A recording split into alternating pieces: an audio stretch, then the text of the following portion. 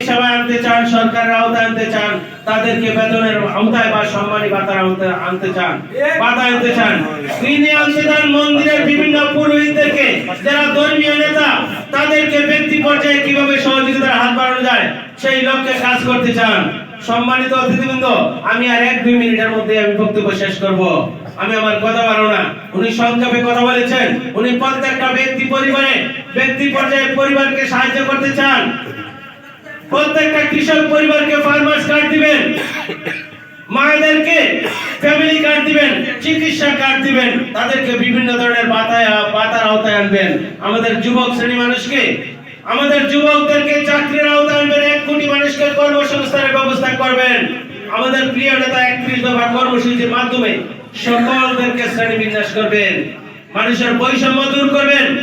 হিন্দু মুসলিম বৌদ্ধ ভাই ভাই আমরা মিলেমিশে থাকবো।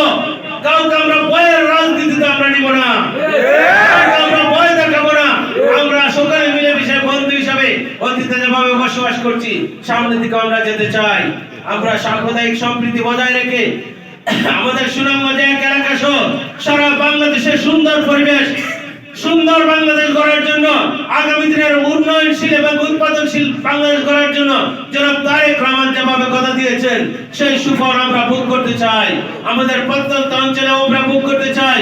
আমাদের মধ্যনগর, আমাদের তাহিরপুর, আমাদের জামালগঞ্জ, আমাদের ধর্মপাশায় আমরা হিন্দু ধর্ম, বৌদ্ধ, খ্রিস্টান, হাজং, গারো, যে যার ধর্ম তারা পালন করছে, আমরা মিলেমিশে বসবাস করছি। আমরা বর্ডারের মানুষ। আমরা মেঘালয়ের পাদদেশে অবস্থিত, একদম তাহিরপুরের শেষ সীমানা এবং মধ্যনগরের শেষ সীমানা, ধর্মপাশার শেষ সীমানা, সকল পর্যায়ে কর্মকান্ডার পাশে আমরা বসবাস করছি। আমরা বিভিন্ন জাতি পেশার মানুষকে সাথে নিয়ে আমরা কাজ করছি। তাদেরও একটা সমান ভোট, সমান অধিকার, সে তার অধিকার পালন করবে, আমরা সেদিকে ভূমিকা রাখবো। আমরা সকলকে শান্তিপ্রিয় বাংলাদেশ উপহার দিতে চাই, শান্তিপ্রিয় সুনামগঞ্জ এক আসন উপহার দিতে চাই। আমাদের এই অঞ্চলের, আমাদের সুনামগঞ্জ এক এলাকার যোগাযোগ ব্যবস্থাকে ঢেলে সাজাতে চাই। শহরের বৈচিত্র্য রক্ষা করে আমরা যোগাযোগ ব্যবস্থাকে এমন ভাবে ঢেলে সাজাতে চাই যেখানে ফ্লাইওভারের মাধ্যমে সুনামগঞ্জ জেলা সদরের সাথে ধর্মপাশার যোগাযোগ থাকবে, মধ্যনগরে থাকবে, জামালগঞ্জে থাকবে, তাহিরপুরের থাকবে। সেভাবে আমরা সেই যোগাযোগ ব্যবস্থাকে উন্নত করে আমাদের শিক্ষা ব্যবস্থাকে এগিয়ে নিয়ে যেতে চাই।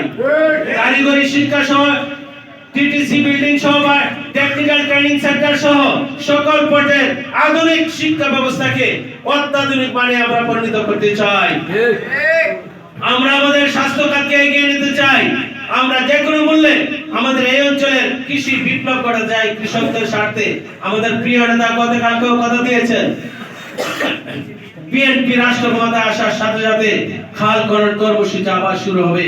আমাদের শহীদ রাষ্ট্রপতি জিয়াউর রহমান যে কর্মসূচি চালু করেছিলেন আবার সেটা অব্যাহত থাকবে। আমাদের নদীর নাব্যতা বাড়াবো।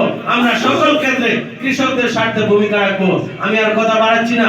আমরা চাই আমাদের এই অঞ্চলের সুনামগঞ্জ এক আসনে শিক্ষা, স্বাস্থ্য, যোগাযোগ ব্যবস্থা, কৃষি খাত সহ নদীর নাব্যতা এবং কৃষকদের স্বার্থে সকল ধরনের ভূমিকা পালন করবে সুনামগঞ্জ এক আসনের যাকে দানের শীষের প্রতীকে বিজয়ী ঘোষণা করবেন সেই ব্যক্তিকে জাতীয় সংসদে আপনাদের বিষয়গুলো তুলে ধরবেন।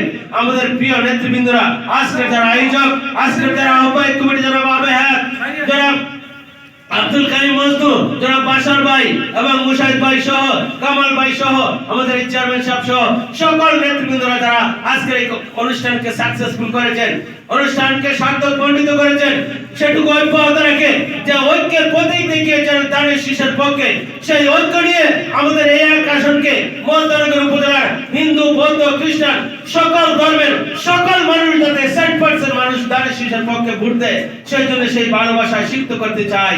তাদেরকে আমার জীবনের শেষ রক্তবিন্দু দিয়ে, আমাদের সকলের জীবনের শেষ রক্তবিন্দু দিয়ে আপনাদের পাশে থেকে সেবার হাতকে বাড়াবো ইনশাআল্লাহ।